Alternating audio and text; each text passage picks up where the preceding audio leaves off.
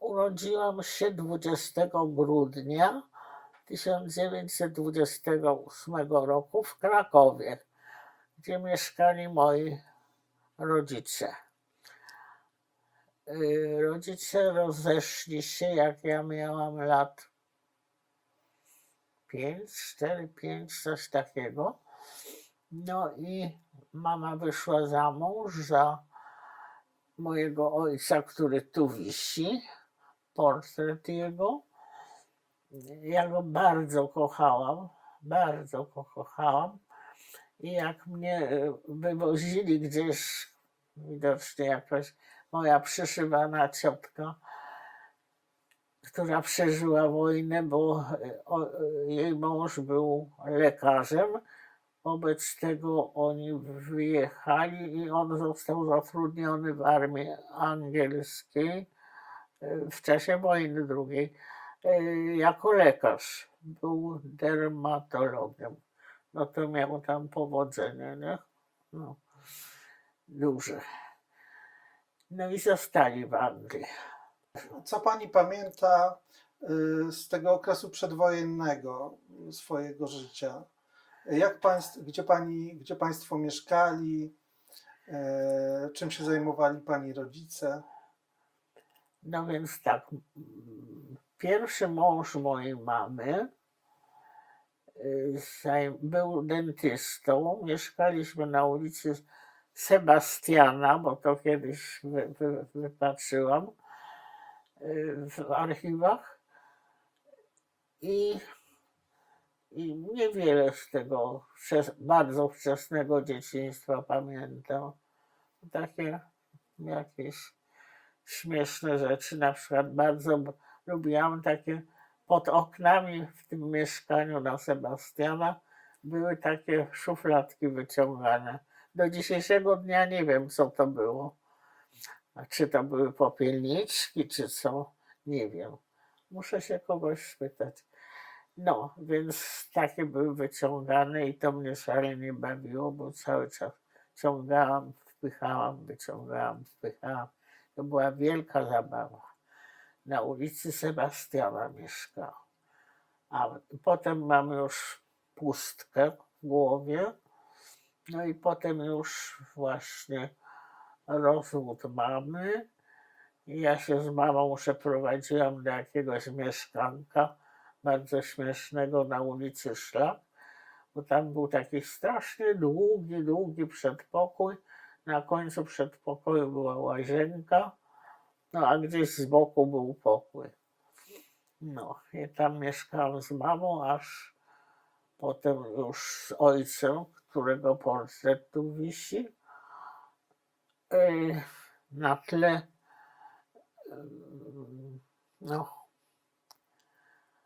Żaków, tak? Żaków krakowski, bo ojciec był opiekunem właśnie tego teatru, który studenci uniwersytetu obsadzali. I teraz proszę, żeby mi przypomnieć, do czego ja to mówię. Tak, no pani, pytałem się o te losy, co pani pamięta z tego okresu przedwojennego. A proszę mi powiedzieć, jak się nazywali pani rodzice? Mama była Róża z domu Jakobson. Z domu Jakobson. A ojciec, który prawdopodobnie był autentycznym moim ojcem, był sekretarzem Uniwersytetu Jagiellońskiego. Nie wiem, jak teraz to się nazywa, to jest chyba dyrektor administracyjny czy coś takiego, nie wiem, czy kustosz. No i ojciec był właśnie opiekunem tych Żaków, czyli studentów, którzy ten teatr prowadzili. To ojciec miał opiekę, dlatego ma takie tło. Prawda? Jak się nazywał? Jan Reguła. Jan Reguła. Tak. I co? Czyli państwo mieszkali z tatą, tak? Po rozwodzie. Jak mama się rozwodziła, Mhm. to ja mieszkałam z mamą na ulicy Szlak. Mhm. We dwójkeśmy mieszkały, ale to chyba bardzo krótko. Tak, a potem, no potem wyszła za mąż już za Jana Reguły, no tośmy już mieszkali na Loretańskiej. Na Loretańskiej to było już, no to tam już miałam dzieciństwo i potem szkoła. Chodziłam do szkoły prywatnej na Potockiego 5. Teraz to jest Westerplatte, zdaje się nazywa, tak? Przedtem była Potockiego 5 no i znowu straciłam. A czy to była szkoła o jakimś profilu żydowskim, czy Nie, ogólna? to była prywatna Mhm. szkoła powszechna imienia Minichowej, imienia Sebaldy i Minichowej na Potockiego 5. To pamiętam. No, tam chodziłam do pierwszej klasy i z pierwszej klasy wróciłam z okropnym płaczem, ponieważ kazali nam w domu zrobić jakieś rysunki i przyszłam z tymi rysunkami do szkoły, a jedna koleżanka wyrywała mi te moje rysunki, podeptała i nogą tak poszurała i krzyknęła: żydowskie bazgroły. No i ja się strasznie rozpłakałam i wróciłam do domu i właśnie mówię, że takie mnie spotkało, że krzyczała, że żydowskie bazgroły i zniszczyła mi te rysunki. I ojciec ten spytał mnie się: a czy ty wiesz co to znaczy żydowskie bazgroły? A ja powiedziałam, że nie wiem, ale to pewno coś bardzo złego, bo ona to powiedziała z taką złością. No i ojciec poszedł do szkoły i coś tam powiedział, czy nie powiedział, ale nie wiem, ale ta koleżanka przestała chodzić do tej szkoły. A co to znaczy żydowskie bazgroły? Nie powiedział mi ojciec, albo ja Mhm. nie pamiętam, ale pytał mi się, czy to wiesz, co to znaczy. A ja jej powiedziałam, że pewno coś bardzo złego, bo ona powiedziała to z wielką złością. No. Ale pani dorastając, pani wtedy wiedziała, że jest Żydówką? No wiedziałam, bo chodziłam na przykład z mężem pierwszym mamy do dziadków w piątki na kolację. Te, no, szabatowe, nie? Tak to się. I dostawałam zawsze rosół i takie jajeczka małe, znaczy żółtka małe. W tym były gotowane, które ja uwielbiałam. No i dostawałam od wszystkich te żółtka i dawali do talerza. No, to jest moje wspomnienie żydowskich świąt. I pamiętam moich dziadków, Żydów. Babcia miała perukę, śliczną, siwą. W ogóle była słodka, bardzo, bardzo była. I dziadek, który brał mnie na kolana i oglądałam z nim Biblię. Były tam piękne rysunki różne, no i dziadek mi coś tam tłumaczył, czego nie pamiętam, ale w każdym razie zawsze to było taki ważny punkt kolacji, że potem kolana dziadka i on tak ładnie pachniał, no i oglądałam tę Biblię.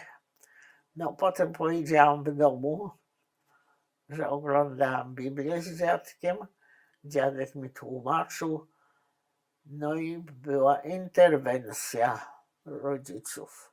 u dziadka, że żadne Biblie i opowiadania nie wchodzą w rachubę. No i dziadek przestał mi opowiadać. No trudno, ale nie pamiętam już więcej nic z tego. A dlaczego rodzice nie chcieli, żeby dziadek opowiadał pani o tym? Ze względu na poglądy polityczne, czy... Nie, ze względu na to, że chcieli, żebym wypchnęła z siebie żydowskość. Tak mnie się teraz wydaje, bo nie było tematu przecież w rozmowach, nie? Nie. A czy w domu rodzice obchodzili jakieś tradycje żydowskie? Nie. Ojciec nie był Żydem, tylko mama. A pierwszy ojciec był Żydem, był dentystą i Żydem.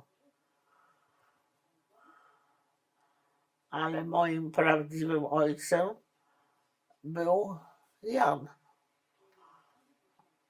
No. Tak się dowiedziałam już, jak byłam starsza zupełnie. Starsza zupełnie, to znaczy miałam już 14, 15 lat. 15 lat to nas aresztowali wtedy, znaczy mnie z mamą, a ojca tego zamknęli parę dni po nas. I jak my z mamą siedziałyśmy na Montelupich w Krakowie, więzienie takie duże, krakowskie, to gdzieś byłyśmy jakieś łaźnie, coś nie pamiętam dokładnie, i ja przez ścianę grubą usłyszałam kaszel ojca. Ja mówię, mamo, tam jest Jojo, bo ja nazywałam ojca Jojo, bo on mi zawsze przynosił, codziennie dostawałam Jojo. Wie pan, co to Jojo? No, więc dlatego go nazwałam Jojo. I całe życie był Jojo. I nie wiem, co mówiła. No, mówiła pani o ojcu, to ja chciałem jeszcze zapytać, no może rzeczywiście, żebyśmy przeszli tak trochę chronologicznie, to znaczy chciałem zapytać, czy pani pamięta moment wybuchu wojny i opowiedziała o swoich losach, no właśnie od momentu wybuchu wojny. Jak wojna wybuchła, to myśmy już mieszkali razem, tato, mama i ja, na Loretańskiej. I jak wybuchła wojna, to ojciec nas zaprowadził na uniwersytet, Kolegium Novum przy Plantach, i byliśmy bo bombardowanie było, nie wiem, jedna bomba spadła na Kraków, zdaje się, wszystkiego. Pytałem o moment wybuchu wojny i Aha, że jak wojna, tata zaprowadził państwa na uniwersytet. na uniwersytet, Panią gdzie w suteryna mieszkali woźni, a jeden woźny, mój ojciec ten był chrzestnym jednego z dzieci tego woźnego i myśmy tam u niego przesiedzieli to bombardowanie Krakowa. Nie wiem, jedna bomba, zdaje się, spadła na Kraków wszystkiego, no aleśmy tam byli u niego. Nazywał się pan Kiełbasa. No i ojciec mój, który był takim rodzajem dyrektora administracyjnego, zawsze mówił, że musisz bardzo uważać, jak dyżury układa woźny, żeby nie był Kiełbasa z kapustą, bo takie były dwa nazwiska, i jeszcze tam szofer to był pan Wątróbka, no, więc żeby nie byli razem. No, to tyle, co pamiętam z wojny, z pierwszych dniach wojny. i że tam właśnie u tego woźnegośmy siedzieli. Pana Jana Kiełbasy. Potem po wojnie ich odwiedzałam, pana Kiełbasy, bo moja mama była chrzestną syna.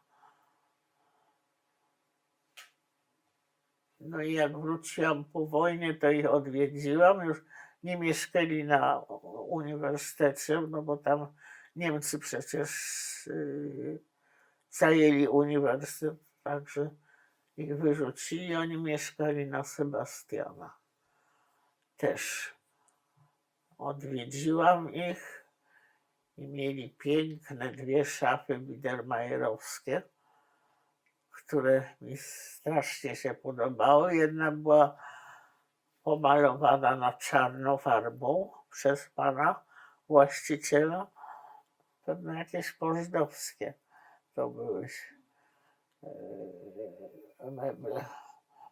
No i ja się zachwyciłam i odkupiłam od niego jedną szafę, tą.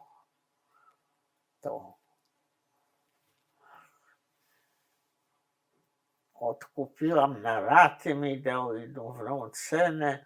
Druga była całkiem pomalowana na czarno lakierem, no to i już nie brałam, a szkoda. No i tyle. Tyle o panu Kiełbasie. Ale rozumiem, potem państwo wrócili do swojego mieszkania. Nie, Czy moją już- mamę rozstrzelali od razu po naszym aresztowaniu na Montelupich.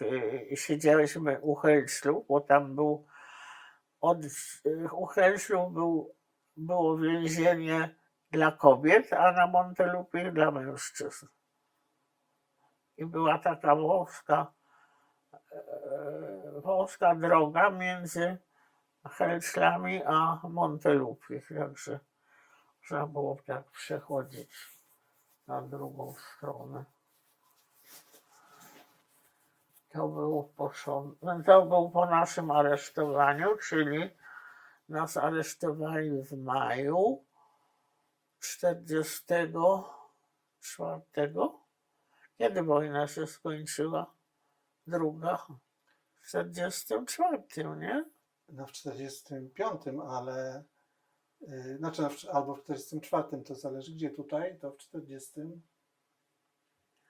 Ale to państwa chyba wcześniej aresztowano. W maju. A jaka... W maju 1944, dobrze mówię? To chyba wcześniej. Nie. Nie, bo myśmy w czasie wojny się mieszkaliśmy. Może mama nie wychodziła z domu, miała jakieś pewno fałszywe papiery. Ja tylko pamiętam, że ja miałam na Kękarcie, że się urodziłam w Grodnie albo coś na G, jakaś mniejsza. W Grodnie albo w Grójcu, nie wiem, ale tak miałam w Kękarcie. No i oczywiście nie wszystkie fałszywe dane. No ale na szczęście nigdy mnie nie legitymowali.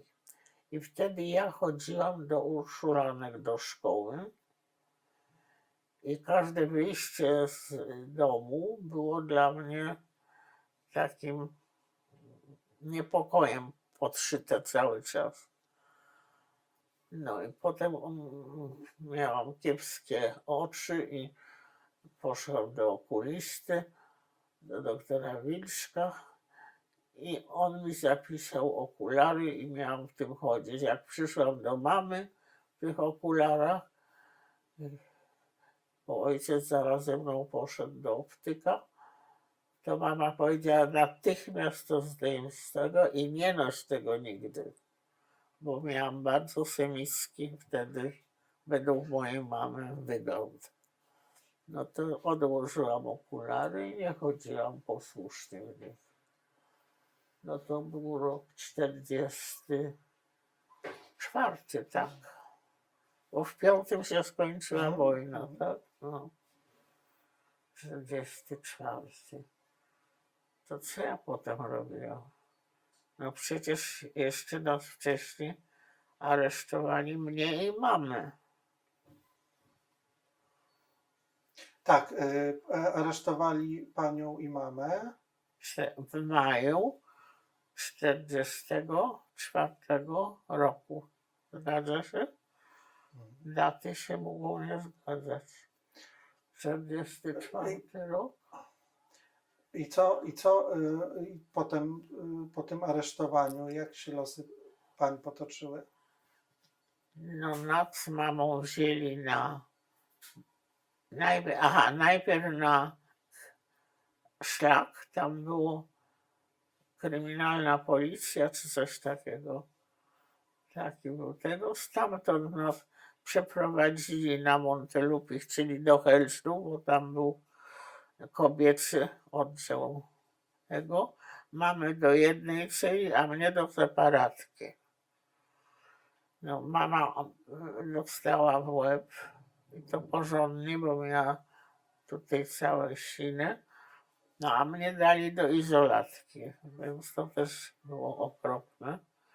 Całą noc tam siedziałam i ryczałam, a miałam chyba, nie wiem ile, ale 15 lat najwyżej, a może trochę mniej, nie wiem. No i stamtąd nas wsadzili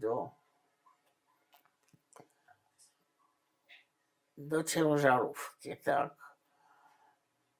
I tam już poznałam różne dziewczyny, które też skądś były, tak, no trochę starsze ode mnie, ale przywieźli nas do Płaszowa.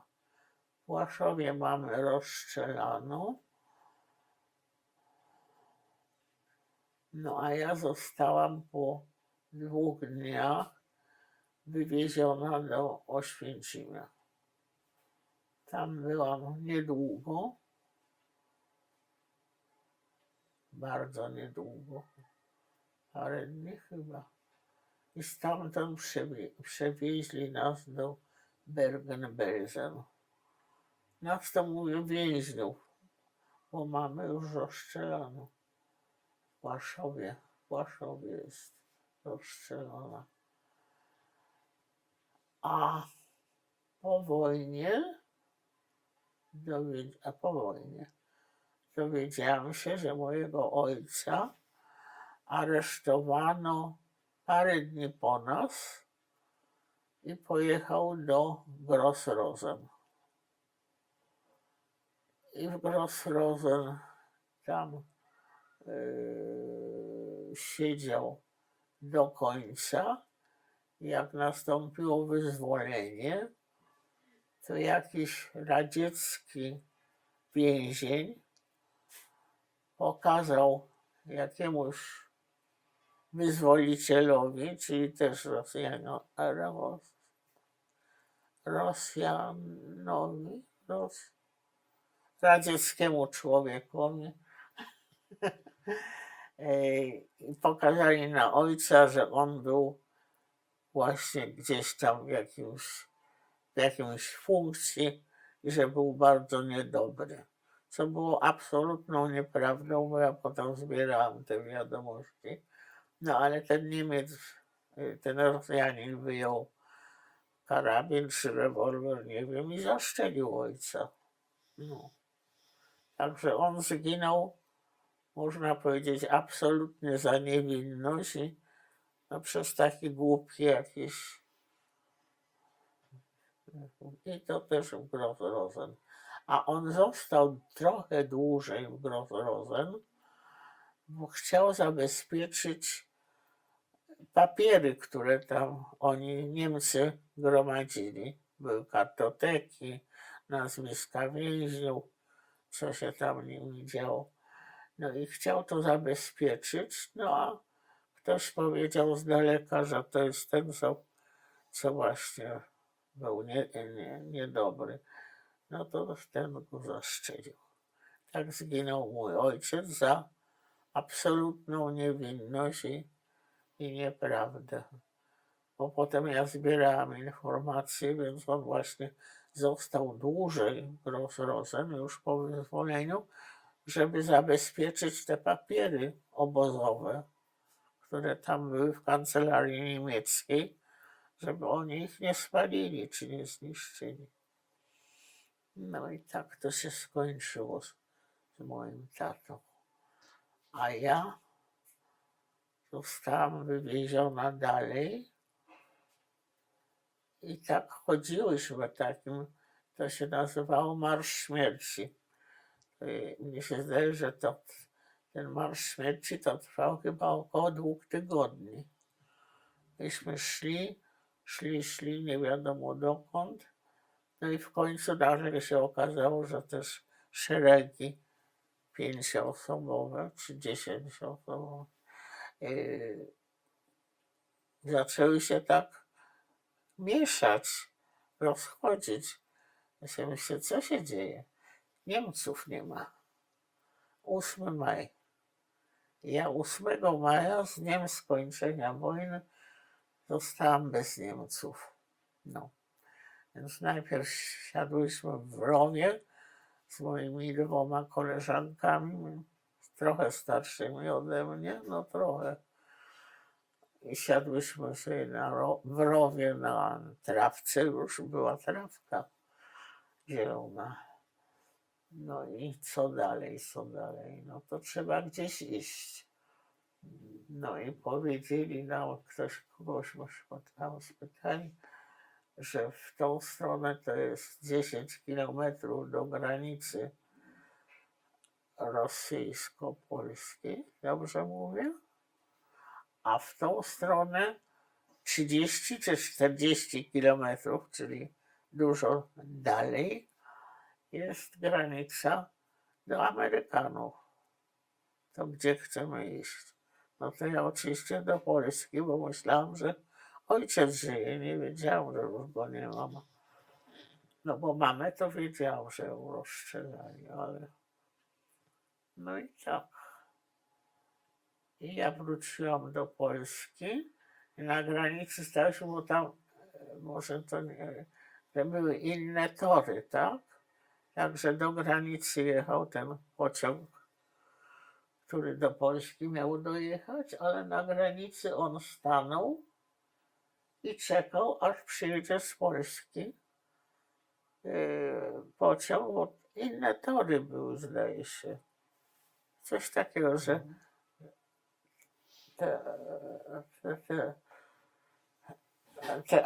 te pociągi nie mogły wjechać do Polski. No i przyjechał ten z Polski pociąg na granicy, wyleciał tamtą spod spodu kolei jakiś facet, Żyd, i krzyczał: ludzie, nie jedźcie tam są dalej pogromy, bo tak wtedy był taki pogrom pogrom przeciw Żydom, Przecznica Starowiśnej, tam był dom akademicki żydowski przed wojną.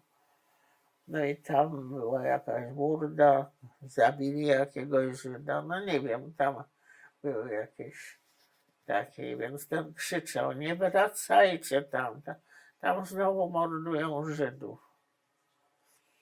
No ale ja powiedziałam do mojej Schwesterlager, bo taką już miałam, że ja jadę, bo ja chcę ojca znaleźć. Ona powiedziała: ja też chcę rodziców znaleźć. No to wróciłyśmy do Polski i ta moja Schwesterlager też.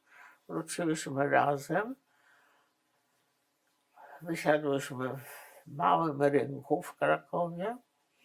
No i teraz gdzie tu iść? Dowiedzieć się o ojca, nie?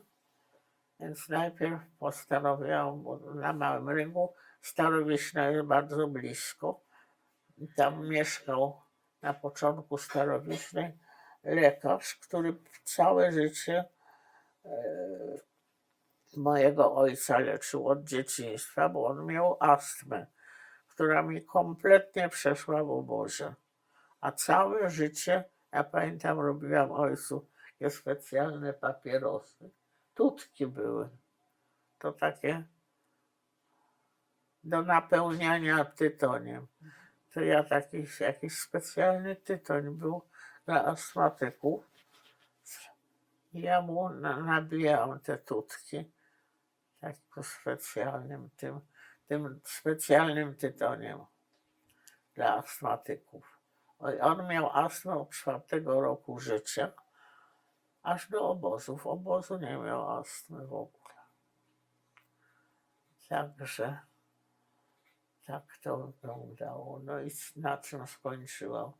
Że ja wróciłam, wysiadłam na małym rynku i pytam się mojej szwajcarskiej, wiesz co, pójdziemy do Urszulanek. Do sióstr Urszulanek, które były bliziutko na początku Starowiśny, a ja tam chodziłam do szkoły i jakiś czas byłam ukrywana przez nie w jakimś ich domu pod Wieliczką. Tak, pod Wieliczką. Siersza się nazywała ta miejscowość. No i tam byłam. Tam było bardzo fajnie, bo ja trochę tak uważałam, że to mam wakacje, prawda, niby wieś. Pamiętam, że mnie wysłały na pole makowe, żebym tam powiązała mak, kopki. I ja jadłam ten mak, bo mi szalenie smakował. Zjadłam go nie wiem ile, bo był przepyszny.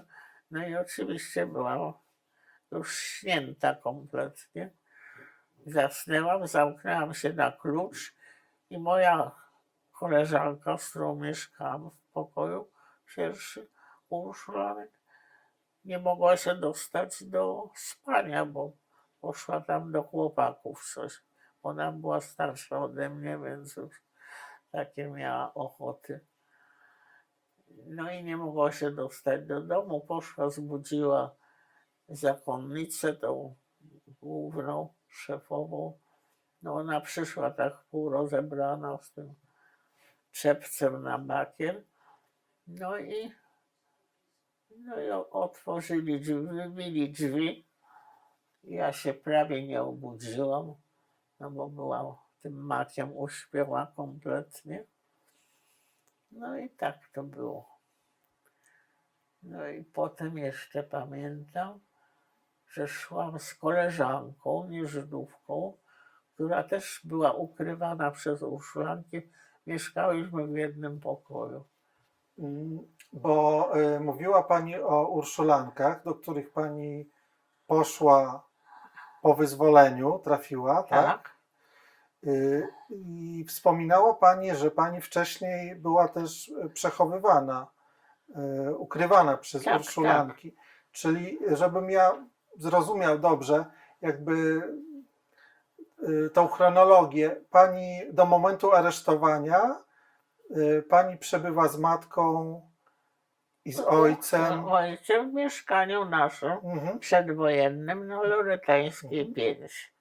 I posiada Pani kenkartę, Pani mówi, tak? Ja, kenkartę. Kenkartę. O, ale to była fałszywe dane, nawet rok urodzenia był inny i miejsce urodzenia to było jakieś na G jakaś miejscowość, ale nie matka też posiada, tak jak rozumiem, fałszywe no na dokumenty. Pewno, przypuszczam, ale wiesz, nigdy ani nie wtajemniczono, bo wtedy się wszyscy starali jak najmniej wiedzieć autentycznych rzeczy, bo wybijali im to z głowy Gestapo na przesłuchaniach. No.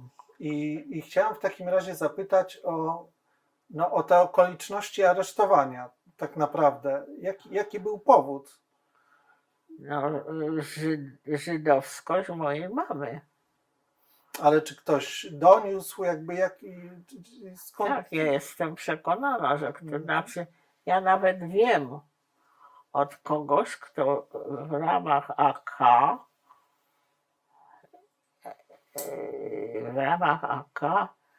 był zatrudniony w Kripo. To była taka, no Niemcy. Kripo, nie pamiętam jaki to jest skrót, ale to może pan się jakoś doszuka. Oni mieli swój taki mały areszt, no bo to była taka przejściowa jakaś. No i ja mieszkałam mnie wsadzili do izolatki, a moją mamę do większej celi, gdzie siedziały same prostytutki, które były szalenie dobre dla mojej mamy. I tam okładały ją, bo ona miała już siniaki tu, bo była bita. Także po prostu moja mama mówiła, że były rewelacyjne te dziewczyny. A ja dostałam separatkę. Także dla mnie to było straszne, ta separatka. Byłam sama całą noc. Jakieś krzyki były słychać. To ciężkie było. No i potem to było na Szlaku, na ulicy Szlak do Kripo, o ile dobrze pamiętam. Więc potem piechotą mnie wzięli. Szłam piechotą i do przeciwnej strony szłam dwie moje koleżanki z klasy od Urszulanek. Ja starałam się, żeby one na mnie popatrzyły, żebym ja im dała znak, żeby zobaczyły, że idę z jakimś Niemcem. No ale nie popatrzyły na mnie. Takśmy się przeszły. No. I to do dzisiejszego pamiętam, że tak strasznie chciałam, żeby popatrzyły na mnie. I nie popatrzyły. No. To było w drodze na Montelupich. I tyle. A więcej nie wiem, co było. A pani trafia z tego aresztu, z tej izolatki do Oświęcimia, do obozu? Nie od razu. Najpierw jeszcze byłam 2 dni na Montelupich, które w związku, tak mi mówili, z wybuchem Powstania Warszawskiego został opróżniony z więźniów i kobiety z Helslów zostały przeniesione do Montelupich, które było puste. I tam były różne, moja mama czytała listy jakieś Niemców do żon. Nawet mówiła, że te jedne to były takie wzruszające, takie pełne miłości do tej żony.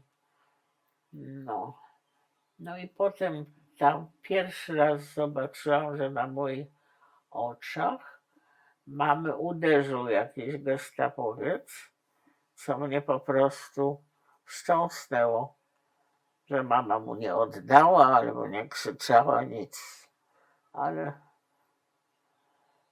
potem już zrozumiałam dlaczego.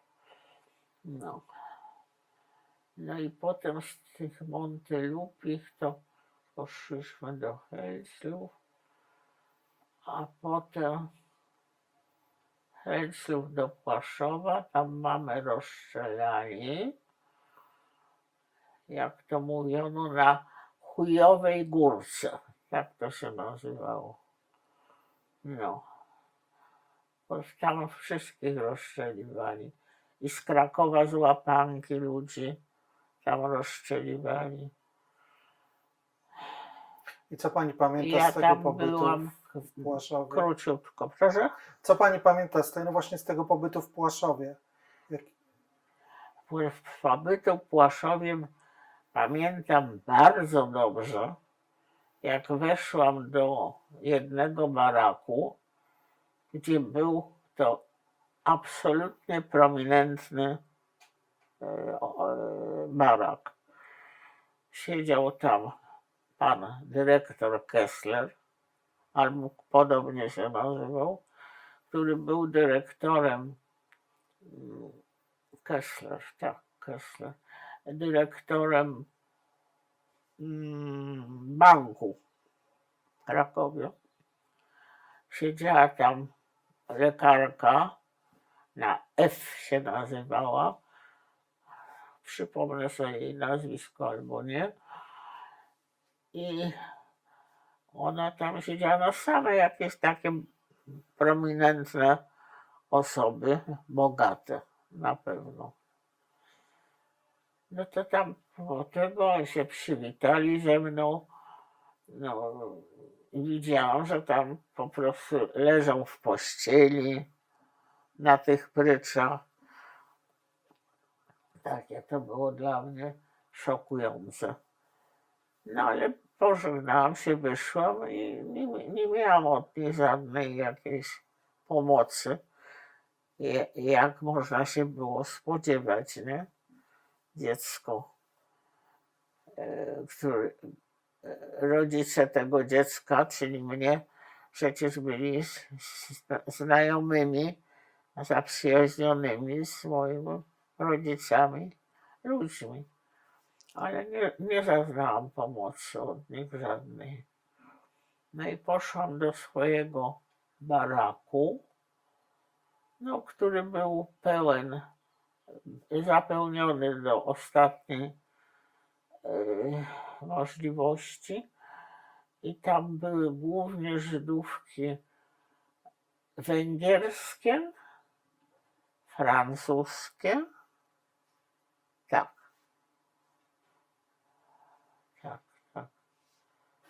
Więcej nie pamiętam narodowości, ale węgierskie pamiętam i francuskie też.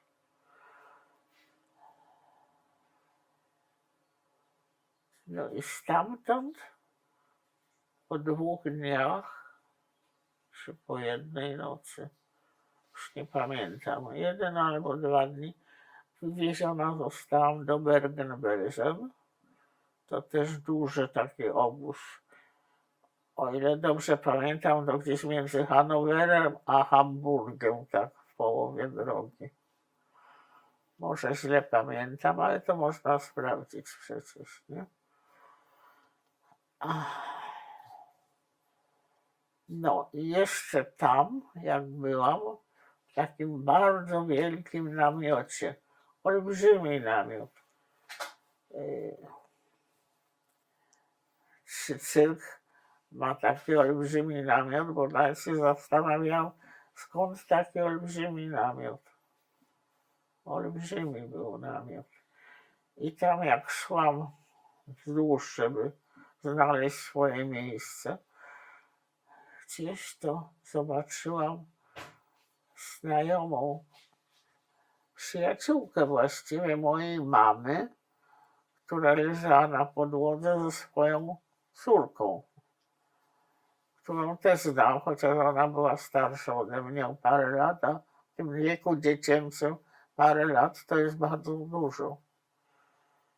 No i one stały i coś jadły, a ja już byłam zagłodzona troszkę.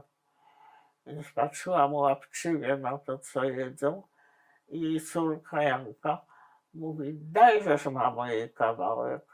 A mama nie chciała, bo była mądra, nie?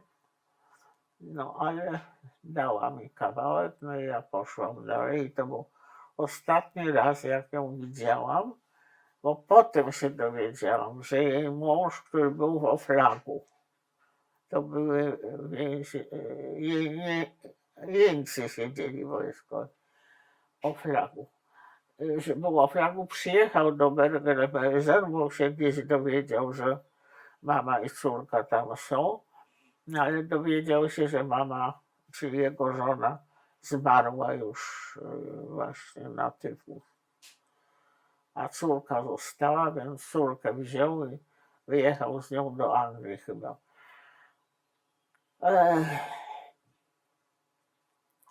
A co ja? A ja z Bergen-Belsen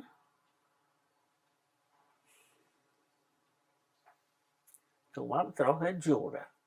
I ja już nad tą dziurą myślałam, że przecież gdzieś do kogoś się musiałam przygarnąć, nie? No i przypomniałam sobie, że wtedy właśnie z tą moją Schwesterlager, która się nazywała Stella Bibelman i gdzieś była z okolic Tarnowa, też się chciała wrócić do Polski, żeby się dowiedzieć o swoich rodziców. Bo był taki punkt, gdzie informacje zbierali.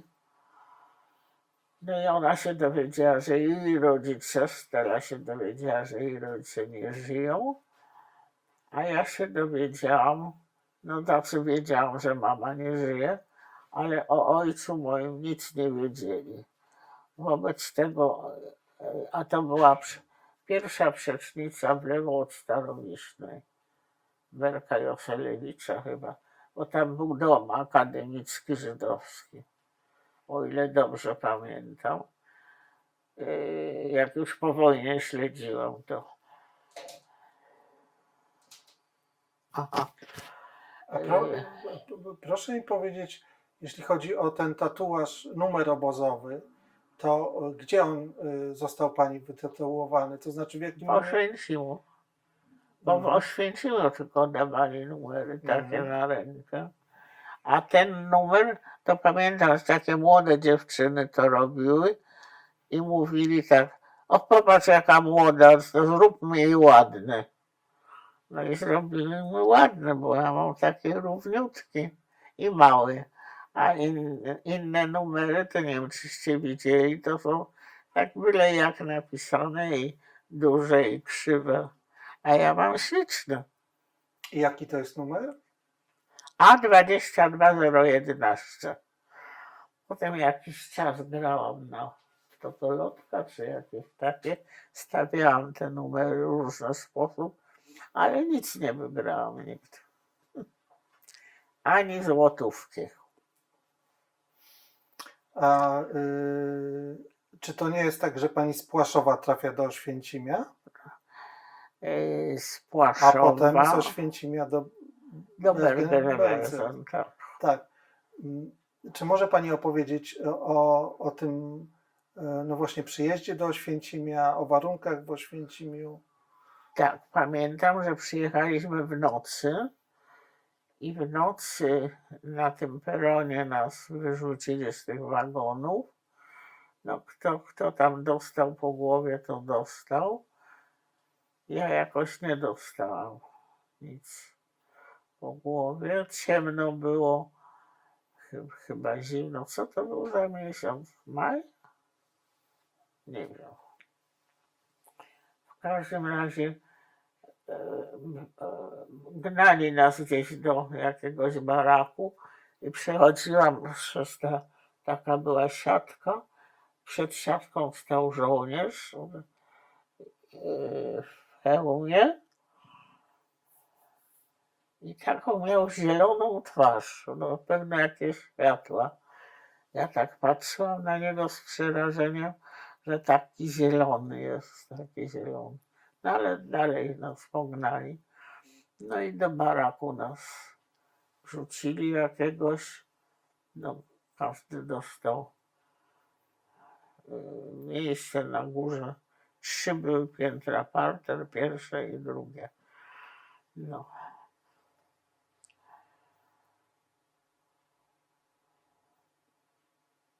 Ja dostałam trzecie, które było pełniusieńkie, więc trzeba się było wcisnąć i na ten bok, na którym cała piątka leżała, żeby się zmieścić. No i w nocy, jak któraś już ścierpła do niemożliwości, no to mówiła, że trzeba się przewracać. No to wszystkie musiały się przewrócić na prawy bok, bo innej możliwości nie było. Ja zawsze chciałam z brzegu, ale więcej takich było. Ale czasem mi się udawało z brzegu. Ale potem pomyślałam się, że głupia jestem, bo przecież szczury obgryzają te, co są z brzegu, nie? No ale pomyślałam, że wolę to niż siedzieć w środku, leżeć w środku.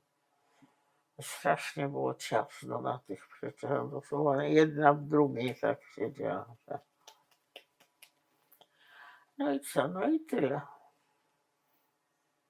A jakie były pani relacje właśnie z innymi więźniami, z innymi osobami w obozie? No do mnie regnęły wszystkie panie w wieku mojej mamy, bo to takie, ja byłam bardzo dziecinna jeszcze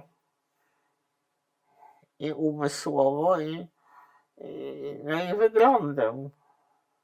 Takie dziecko, no to każdy do mnie przylepia i nawet po wojnie, jak już byłam, mieszkałam w Krakowie, dziadków, to przyszła jakaś pani i powiedziała, że jest matką mojej koleżanki od Urszulanek, która została wydana przez jakiegoś idiotę Polaka i rozstrzelana. I jej matka przyszła do mnie i powiedziała, to ja cię wezmę za córeczkę, bo moja córeczka zginęła, a ty jesteś też bez rodziców, to ja cię wezmę do siebie. No ale ja już byłam u dziadków, rodziców, więc nie chciałam już żadnych zmian i żadnych nowości. To była pierwsza rzecz, którą na pewno chciałam, żebym była w tym miejscu, w którym już jestem i nie ruszała się. No więc odmówiłam, no i tyle. No i potem już mieszkałam z dziadkami. Wujek, czyli mąż siostry Janka, był wysokim urzędnikiem w PKO i dostał mieszkanie Róg Basztowej i Rynku Kleparskiego, bo on należał właściwie do PKO. Tam były przepiękne mieszkania, takie super nowoczesne, z centralnym ogrzewaniem, z kuchnią, wszystko było najnowsze.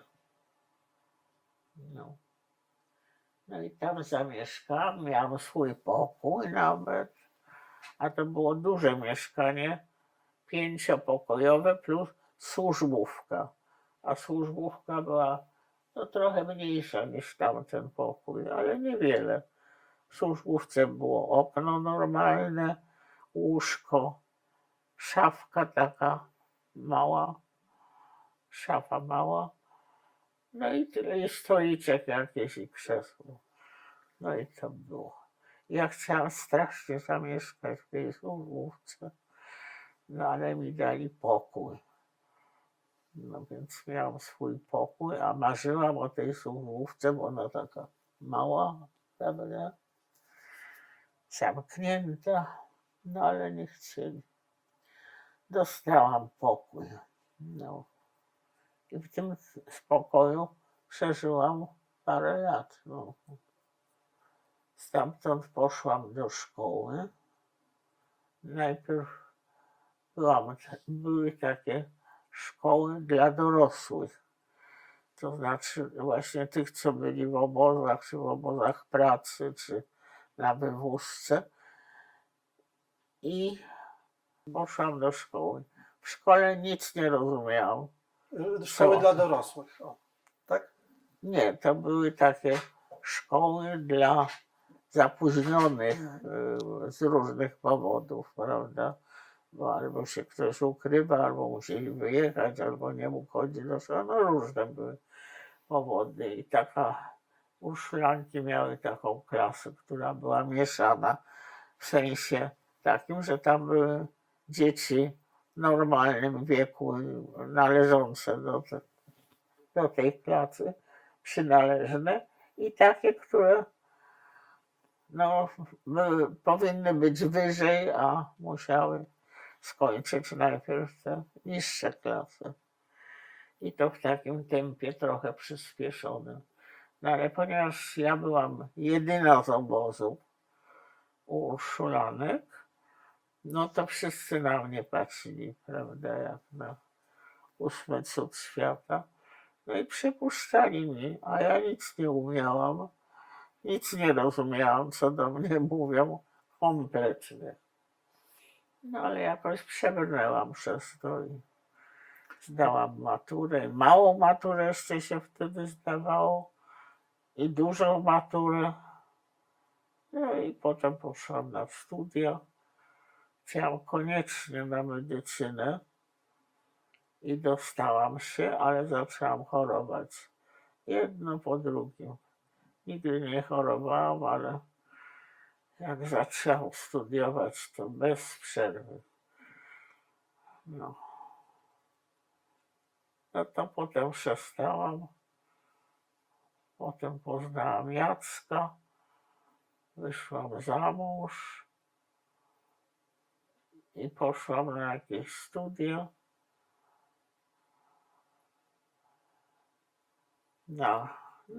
Nazwijmy to na socjologię, bo socjologię zlikwidowali, bo to było takie niekomunistyczne studia, nie?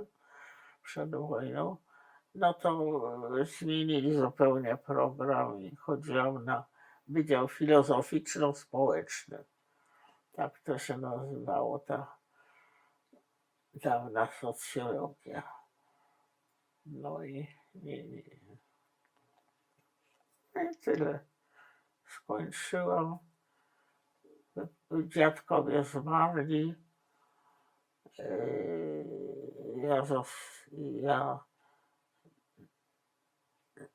Ktoś tam chciał to mieszkanie wziąć, bo to było piękne mieszkanie takie dla bogaczy przedwojennych. Tam mieszkał dyrektor kopalni, no to wie pan. No, ale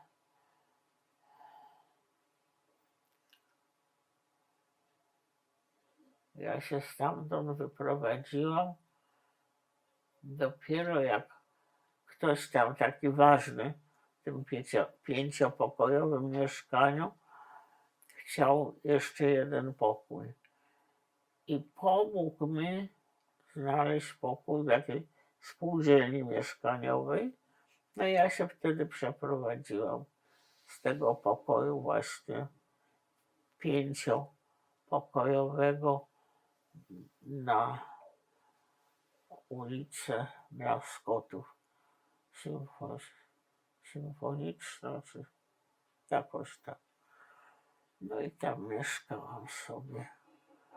Ale jak weszłam z tego mojego pokoju na Kleparzu przedwojennego do tego ze spółdzielni, który mi przysługiwał, to po prostu zamarłam. Siadłam przy drzwiach i zaczęłam płakać. Bo tak, sufit miałam uczucie, że jest na mojej głowie, no bo to niskie. Okno było dosłownie tyle przede mną. Ja siadłam, zaczęłam ryczeć z żalu, że takie mieszkanie mam mieć, a tu wszystko mi się... Sufit na głowie, okno na oczach, na nosie. Wszystko taka klatka. Bardzo mi się to nie podobało. No ale zamieszkałam tam i mieszkałam parę lat. No. Potem się przeprowadziłam do większego, potem szłam za mąż. Za kogo?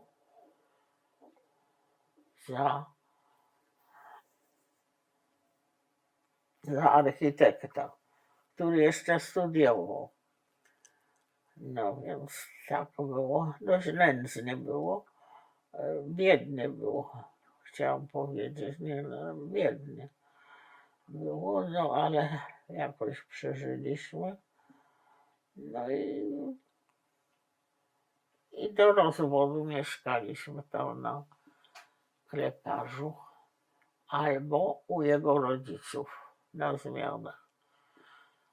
No i tyle. I potem on się ożenił. Nie ze mną, znaczy ze mną też, ale już się rozwiódł i potem się ożenił z taką jakąś panią, którą poznał gdzieś, nie wiem, ale jakoś to małżeństwo trwało trochę, ale też nie za długo. No i tyle. A ja potem już sobie zaczęłam własne życie. Najpierw zaczęłam studiować medycynę, ale to się szybko skończyło, bo zaczęłam nagle chorować. Bez przerwy. Miałam zapalenie ogólne zapalenie stawów.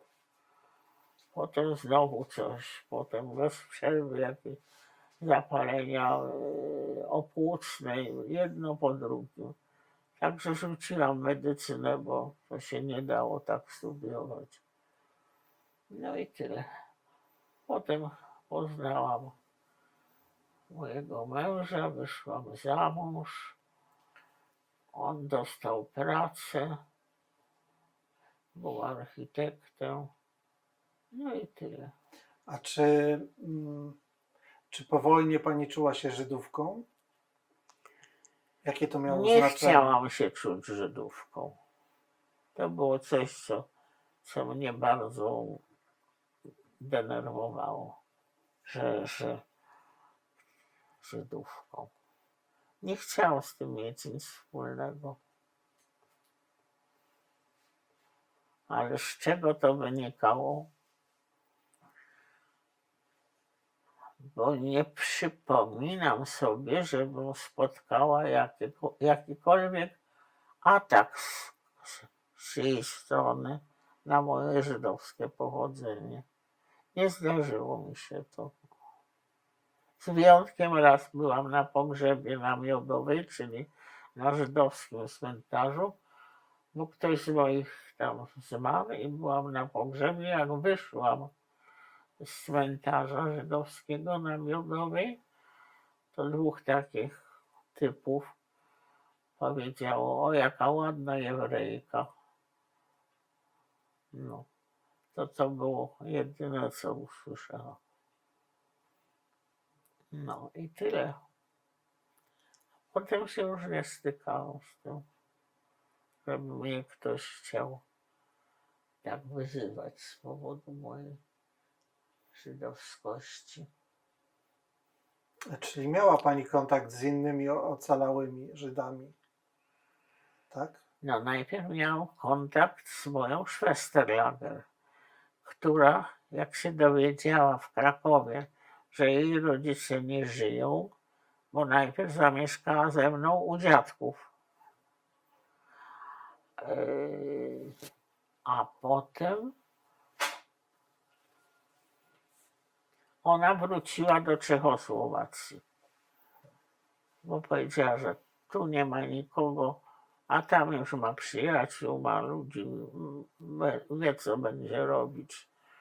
No to takśmy się pożegnały.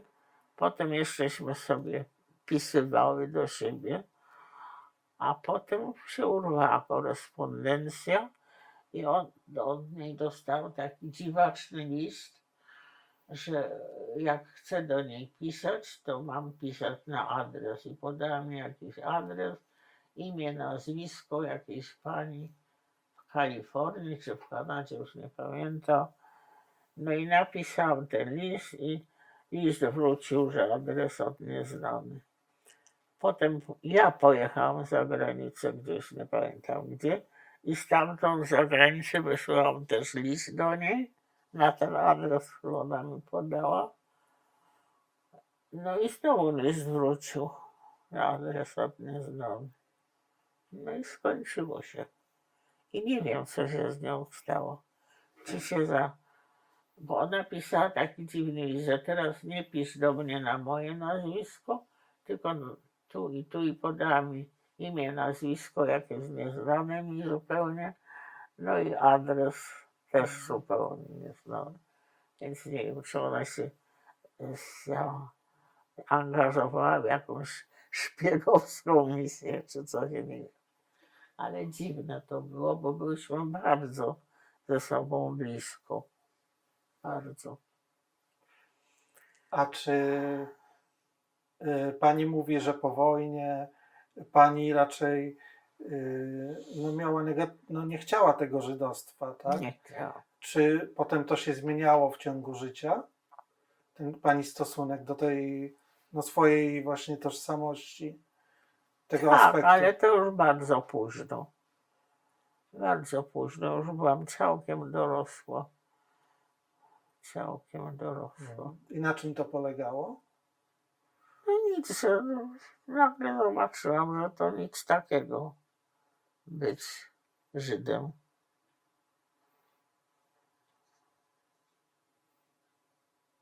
Ale nic takiego nie pamiętam, żeby to z zewnątrz coś przyszło do mnie.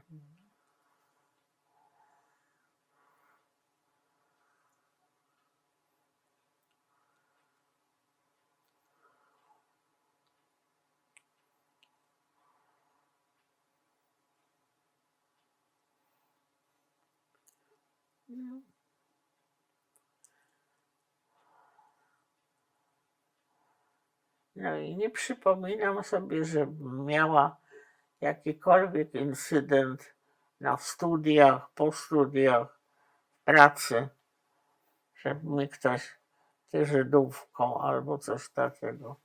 Nie, nie miałam tego. Nie no, bo może to przecież tak samo ma swój jakby pozytywny aspekt. I czy pani jakby zaczęła jakoś też, no już będąc dorosłą osobą, no nie wiem, szukać jakichś aspektów w ogóle związanych z historią, też Żydów, czy kulturą Żydów? Jakby No. jaki to miało praktyczny Tak, też dla pani wymiar? Na przykład bardzo, przepraszam, bardzo lubiłam na przykład chodzić ulicami, tam na przykład Stradą, gdzie mieszkali moi dziadkowie, Żydzi. Moja babcia miała jeszcze perukę śliczną i chodziłam tym w piątki do nich szłam na kolację. No to babcia miała perukę i zawsze się modliła. Bo to kobieta zaczyna zawsze w piątek modlitwy też. No to babcia się modliła. Potem dziadek mnie brał na kolana, pokazywał mi Biblię i opowiadał co i tam. Potem ja opowiedziałam mamie, że dziadek mnie bierze na kolana, oglądam Biblię. No i wtedy była interwencja mojej mamy, żeby mi dziadek nie opowiadał religijnych tych i nie pokazywał obrazków. No i przestał mi pokazywać, co mnie bardzo zasmuciło, ale zapomniałam potem o tym. A czy w ogóle w swoim życiu miała pani jakiś kontakt z religią? Żydowską? No, w ogóle religią. Poza tymi piątkowymi kolacjami u dziadków, to nie. No i jeszcze jakieś święta. Co to były, że dzieci chodziły w maskach? Purim, tak? Nie pamiętam. Purim, tak. No.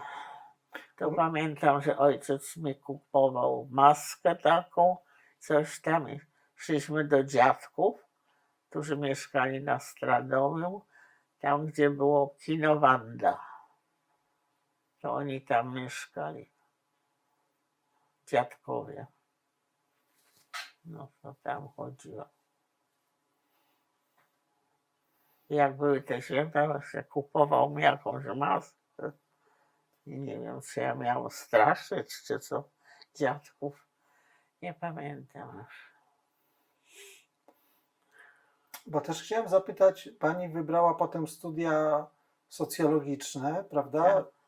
Czym się pani zajmowała zawodowo po tych studiach?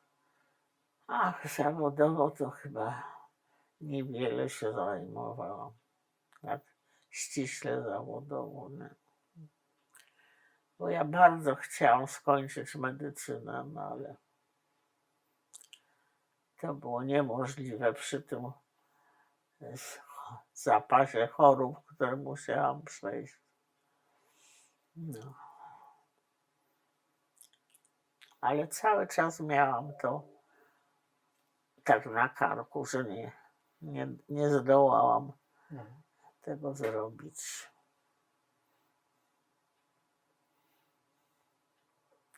A czy jacyś członkowie rodziny od strony mamy przeżyli wojnę? Nie. Jeden brat najmłodszy, który był w wojsku, to przeżył wojnę, bo on był w Oflagu. To pan wie, co to były Oflagi. To były obozy dla jeńców wojennych. No. To on się dostał do takiego obozu właśnie w Oflagu. No i przeżył oczywiście wojnę, bo przecież tam nie brali na zabicie, tylko no.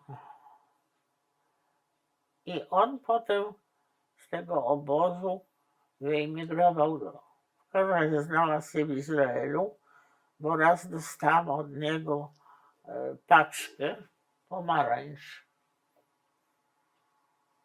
I to była niesłychana frajda, ale tylko raz dostałem. Nigdy jakoś nie nawiązałam z nim jakiegoś takiego kontaktu. On podobno, to od jego córki wiem, bo jego córka z mamą swoją, rozwiedzioną ze swoim mężem, czyli bratem mojej mamy, przeżyła obóz i wojnę i zamieszkały w Krakowie. Moja kuzynka wyszła za mąż i wyjechali potem w 1956 roku do Wiednia, jak to było wtedy, i z Wiednia dalej. No i kontakt właściwie nasz się urwał. Raz ja jej właściwie prawie nie znałam, bo to była, nie wiem dlaczego, czy rodzice się, nie wiem. W każdym razie nie miałam z nią jakiegoś kontaktu, mimo że to pierwsza rodzina, nie? Pierwsza kuzynka, numer 1. No.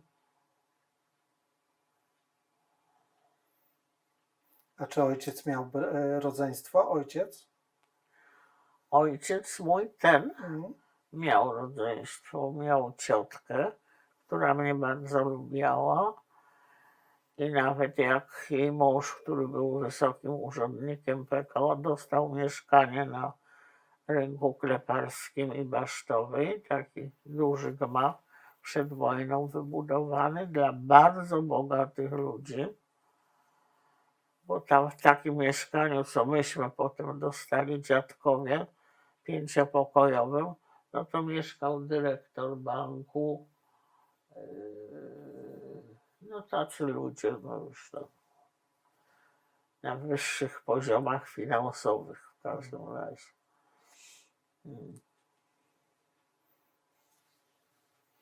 Chciałem jeszcze zapytać, czy ma Pani teraz kontakt, albo miała w ostatnich dekadach kontakt tutaj z gminą żydowską w Krakowie, czy gdzieś No znałam pana Jakubowicza, a kiedy go poznałam i dlaczego, to nie pamiętam, ale bardzo dawno, to był szef gminy tu krakowskiej. Jakubowicz, on umarł w ubiegłym roku chyba jakoś tak.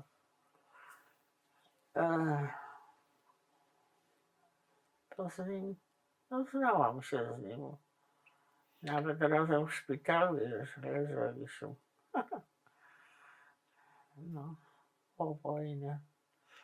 A czy w tym Stowarzyszeniu Dzieci Holokaustu Pani brała udział? Stowarzyszenie Dzieci Holokaustu w jakichś Minimalnie, działaniach? ale brałam trochę. Chodziłam na te spotkania, które prowadziła Zosia Radziko. No tak? Ona się nazywa. No na pewno ją mieliście już. My jutro będziemy z nią się spotykać. Że? Jutro się będziemy z Panią Zofią się widzieć. Tak? Aha. No.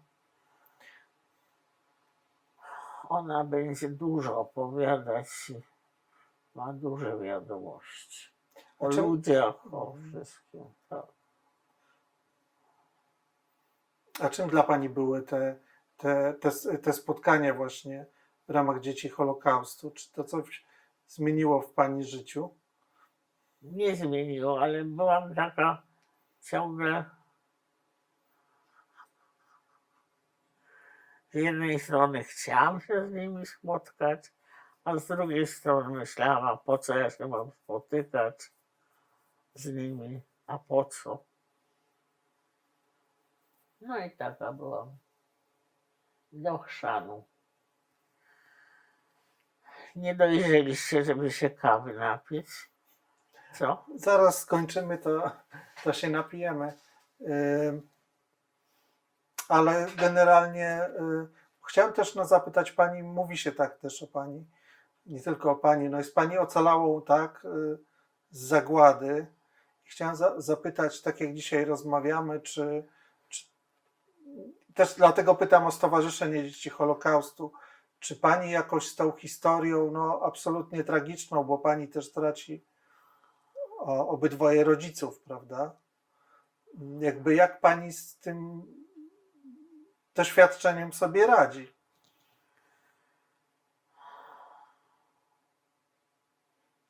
No bardzo trudne pytanie mi pan zadaje.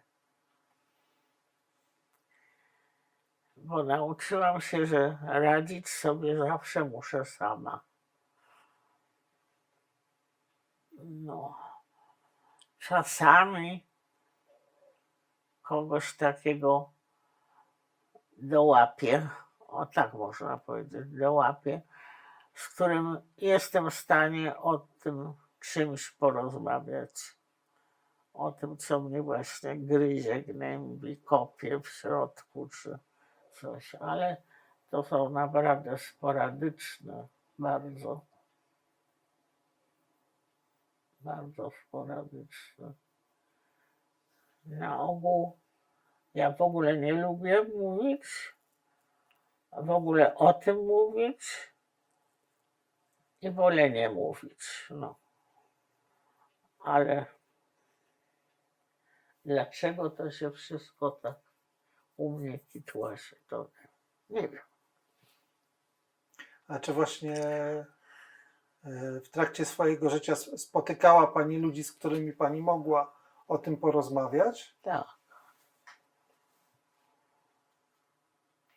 I to byli ludzie o podobnym doświadczeniu, czy po prostu ludzie, którzy mieli, nie wiem, zdolność rozmowy o tym? Słuchania, rozmawiania. Takim był na przykład profesor Kępiński. O, No. pani znała? O tak, oczywiście on mnie ściągnął do pracy na psychiatrię. To proszę o tym opowiedzieć, bo ja ostatnio czytałem książkę Rytm życia Antoniego Kępińskiego. To pani pracowała z nim? Tak, tak. Mhm. On mnie ściągnął do pracy na klinikę. Mhm. I to była praca właśnie z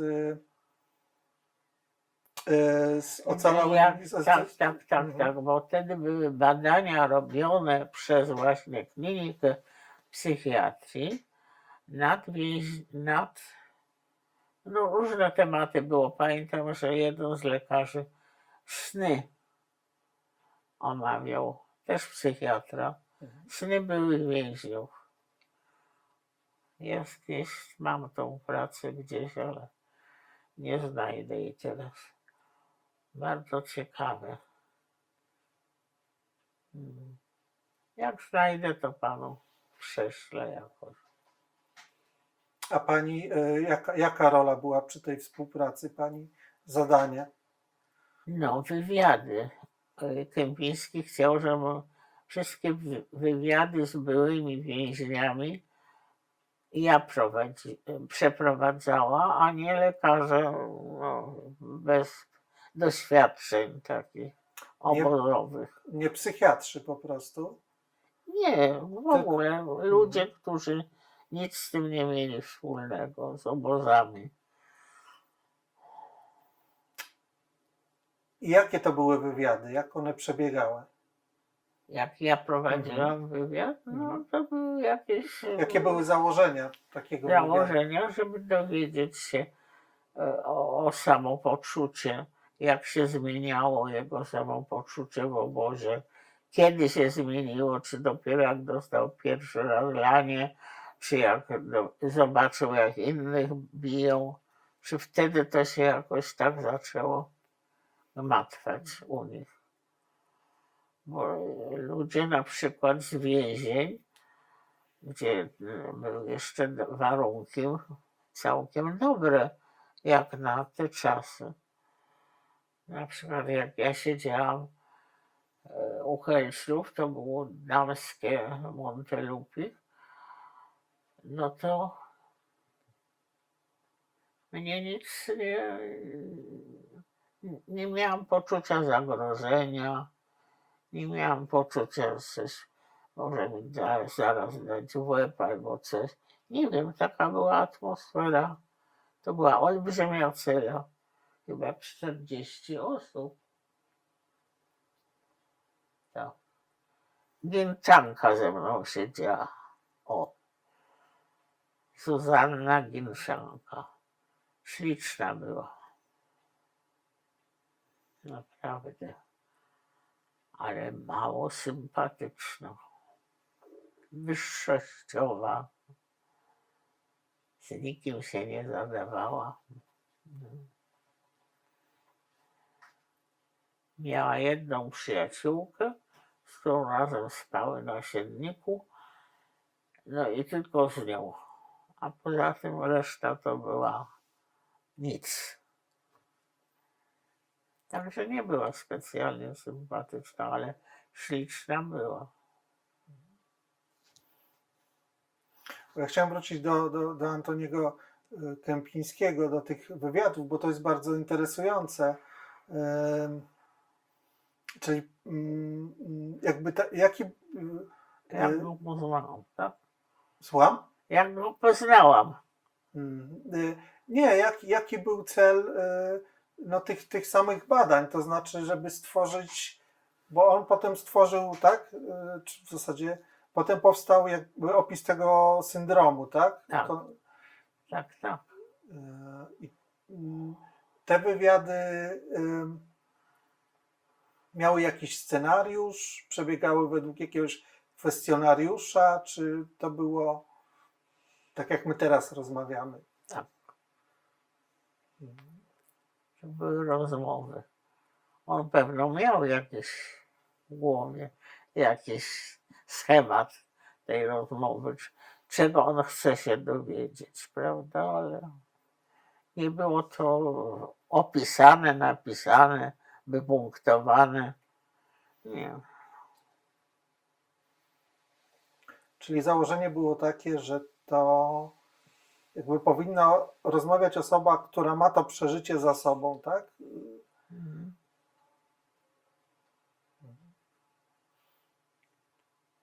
A dla pani to były jakie rozmowy? To znaczy, to były trudne rozmowy dla pani? Trudne.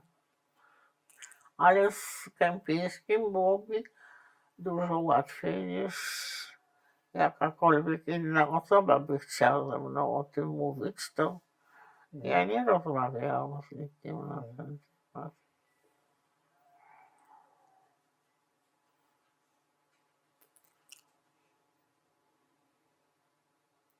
A i ponieważ ten numer A się zaczyna, to był numer A. To był ostatnie 2 transporty oświęcimskie Żydów. Więc ja jak chciałam być Polakiem, Aryjczykiem czystej krwi, to jak szłam na spotkanie byłych więźniów, to sobie bandażowałam rękę, żeby nikt nie widział, że jestem Żydówką. No właśnie, bo jak rozumiem, wśród tych osób, z którymi pani rozmawiała, tak. I też Kępiński, no on nie badał Żydów, tak? To byli, jak rozumiem, tak? To byli niezależnie od... Niezależnie, bo on badał więźniów obozów. Czy to był Żyd, czy Grek, czy Francuz, czy Polak. Wszystkich badał. i miał swój schemat. No i chciał, żebym ja też to robiła badania i po kilku badaniach, to już panu mówiłam, odmówiłam dalszych. Nie mówiła pani. Odmówiła pani? Mówiłam. A dlaczego? Z jakiego powodu? No bo się złapałam na tym, że jak jakaś więźniarka mi mówi coś tam, że w obozie to tam byli, czy chatowali, czy coś, to ja się dziwiłam. Ja mówię, co pani mówi? No i jak się na tym złapałem, to powiedziałem bliskiemu, że już nie będę tych wywiadów robić, bo się boję, że rzeczywiście mi się coś przekręci całkiem w głowie. Ale pani to mówiła ironicznie, czy pani to mówiła, Nie, poważnie. że No i że przestałam. pani nie wiedziała?